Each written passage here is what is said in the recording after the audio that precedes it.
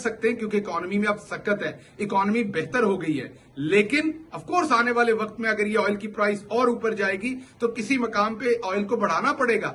लेकिन अब कम से कम इतना कुशन जरूर आ गया है, इतनी इकोनॉमी आपकी इकोनॉमी में दोबारा जान इतनी जरूर आ गई है कि अब हम इवन ऑयल की प्राइसेस दुनिया में बढ़ रही हैं तो हम नहीं बढ़ा रहे। कहने का मतलब ये है कि ये मुंह और मसूर की दाल, इनको कुछ शर्म आनी चाहिए। ये वो लोग हैं जिन्होंने इकोनॉमी डबोई थी और ये अब सेमिनार करके हमें बताएंगे कि डूबती मईशत क्या होती है। आपको बिल्कुल ये बातें नहीं करनी चाहिए, बल्कि आपको शर्म आनी चाहिए और अगर कोई जगह मिले तो आपको छुपना चाहिए उस जगह पर। आपको इकोनॉमी पे बात नहीं करनी चाहिए।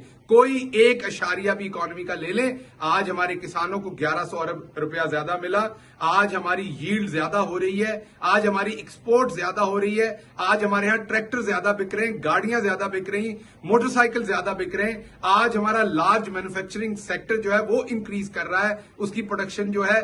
आज हमारे यहां प्रॉपर्टी हो या रियल स्टेट हो या आपके यहां कंस्ट्रक्शन हो, वो बूम की तरफ जा रहा है। तो आप किस मुंह से इकोनॉमी पे बात करते हैं? ये मंजर आपने 2-2.5 साल बहुत बेच लिया क्योंकि आप इकोनॉमी बिल्कुल बेड़ा गर्क करके गए थे और हम स्ट्रगल कर रहे थे उसको ठीक करने में। उसमें आपने बहुत मंजन बेच लिया। अब कोई नया मंजन ढूंढिए।